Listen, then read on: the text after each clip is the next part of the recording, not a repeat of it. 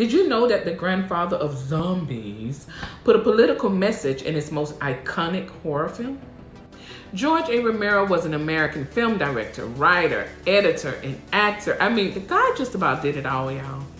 Okay, check it. See, one day a small group of filmmakers decided to get together and be like, hey, let's make a scary movie. And they were like, okay, yeah, let's do it. I mean, we have nothing better to do. So they gathered themselves up and they went off into Pennsylvania to this small farmhouse out in the middle of nowhere and decided to make this scary movie. I mean, they got this amateur cast. I mean, these people probably never acted a day in their lives, and a small crew, and they made The Night of the Living Dead on a budget of $114,000.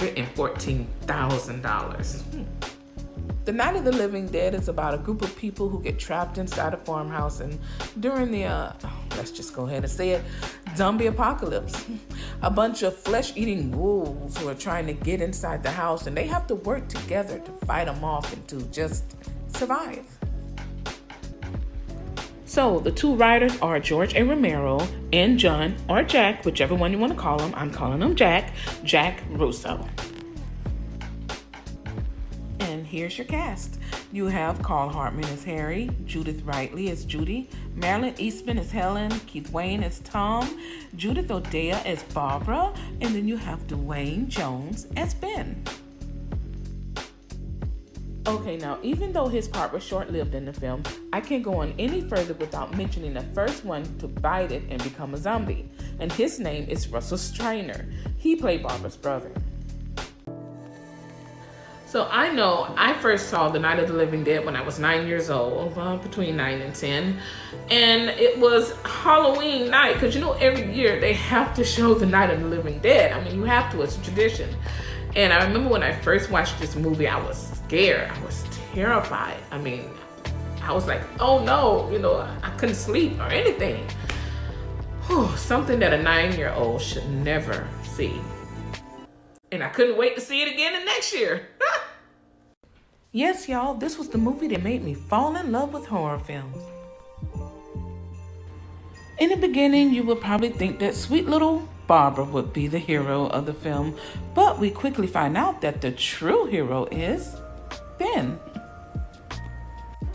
And you're probably thinking, well, it was supposed to be that way. Well, I'm not so sure, because see, the writers in the beginning wrote Ben's character as being a white man. Yes, Ben was supposed to be a white man, an angry white man that drove a truck. But when Dwayne came in and auditioned for the role, he was so good that they decided to cast him.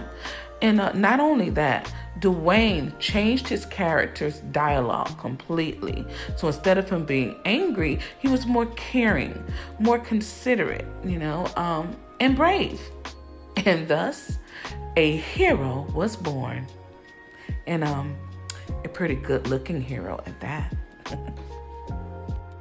The first Night of the Living Dead was made in 1968. The Civil Rights Act happened 4 years prior, and of course, racial tension was still high. Romero knew the black man was usually seen as someone who was always angry and with little education and no control. So when Dwayne came in, the way he walked, the way he talked, just how he carried himself in general, was not what was thought of as the norm for a black man, which made Romero want to cast him even more.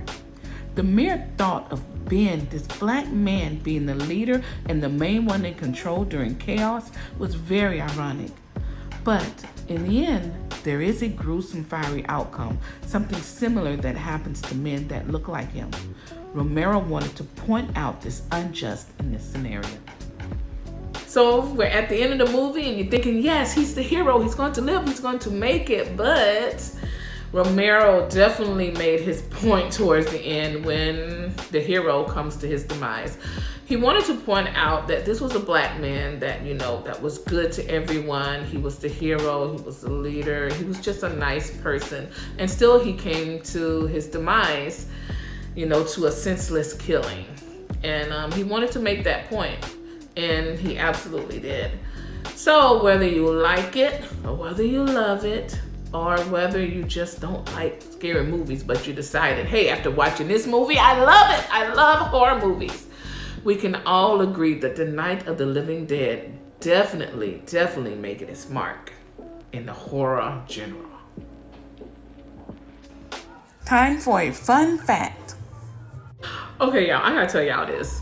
How about, you remember the naked lady, the ghoul, you know, the zombie, you know, the naked lady in the film?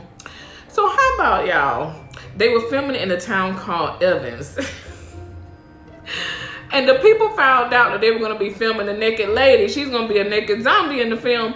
How about the night they filmed that scene, people gonna set up their little lawn chairs to watch it.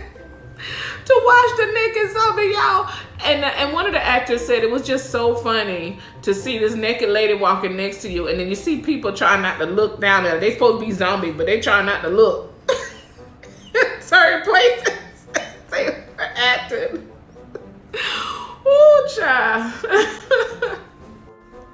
So the nude ghoul, and I'm calling him ghoul. I'm trying to pronounce this word. Forgive me, y'all. But that's what they called them back then instead of zombies. They called them ghouls. So her name was Carol Wayne. And she did a great job. Be sure to like, share, and follow. See you next time.